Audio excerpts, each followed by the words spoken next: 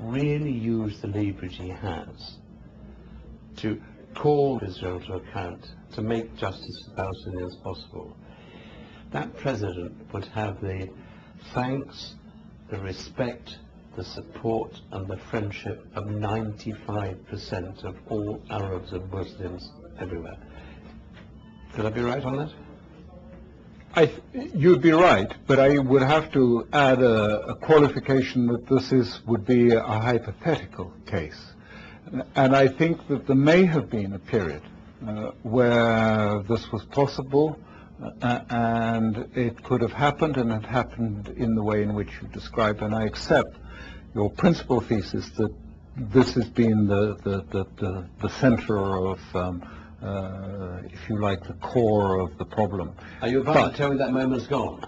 I'm going to say that it's gone in two ways.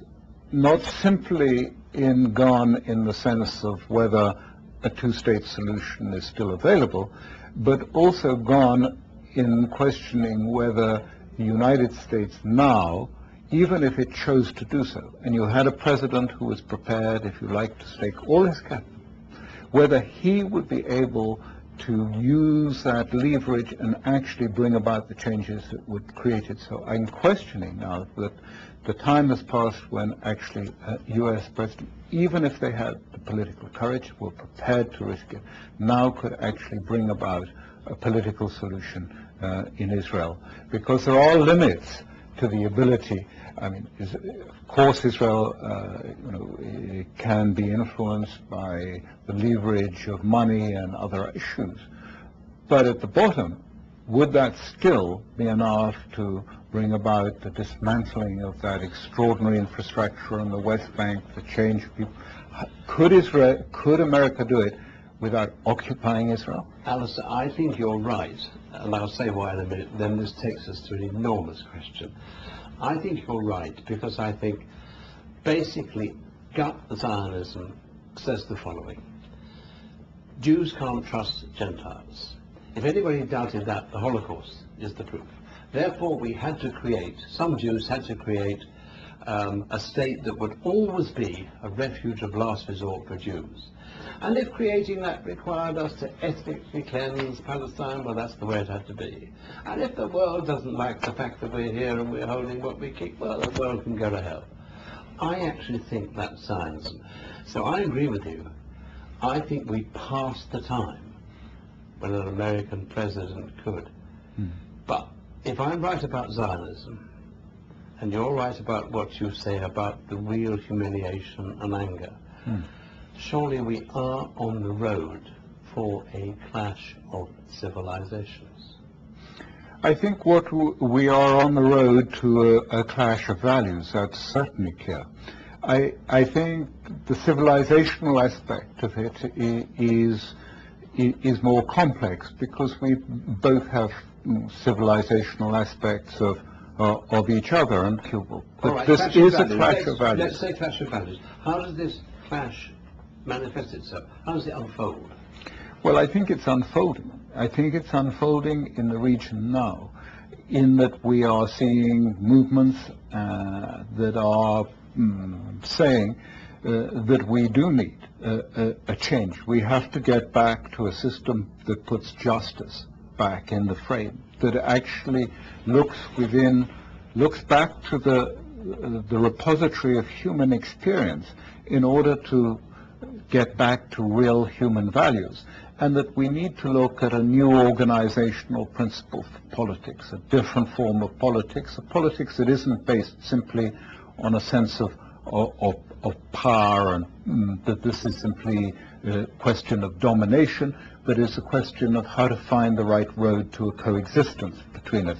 It's about a sociological principle where you don't organize society about individuals' desires and wants, about an economic system that is not about, if you like, simply the individual pursuing his wants and appetites, but shares that responsibility with society for his welfare. The elite has got very, very rich and has become detached and lives in the world of the international rich. The poor have got much poorer. I think that people will turn to Islam. They always do in that the time. future of the region belongs not only to Islam, but to Islamic fundamentalism? Well, I would call it political Islam, yes, quite clearly. I mean, I don't think there's any doubt about that the future of the region is with the Islamists. There is no secular liberal constituency left beyond in the ultra-rich elite class. You've just said that the future belongs to the Islamists. What's your short advice to the new American president about how to handle them? Listen. Listen, talk, and engage.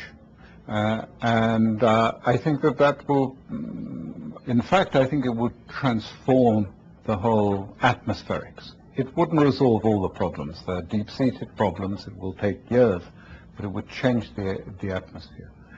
But it's not going to happen. Why? I think it's not going to happen because the West is in fundamental denial about a number of things. It's in denial about Iran.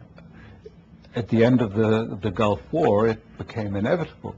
Collapse of the Soviet Union and the defeat of Iraq, the preeminence of Iran as a regional power was clear from that time. It was brought about by the West, effectively. But still, there is the inability of the West to come to terms with it because they see it through the prism of Israel. And they see this as a zero-sum game.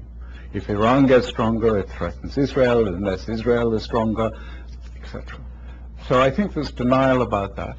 I think the West is in denial about the need to empower Islamism. It's still cast by the leaders now as this is the fundamental threat. This is a Republican program, that there is a existential threat to the West from Islamism, and we must do what we can to contain it. I think that there is also the West is in denial of the fact that Israel may not be able to make peace with either the Palestinians or the region as a whole. If I could offer the next President of the United States of America one sentence of advice, it would be this.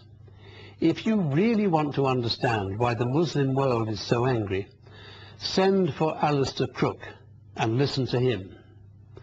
And I'd suggest to Alastair that he should say to the President exactly what he said to me, that what has really made the Muslim world so angry is the way in which the West, and particularly the United States, has acquired a mindset, domination, of treating not only human beings, but nature itself as objects to be controlled, dissected, and used. It's a new form of racialism, a racialism of civilizations. That's all for this week. From this Hart to yours, good night.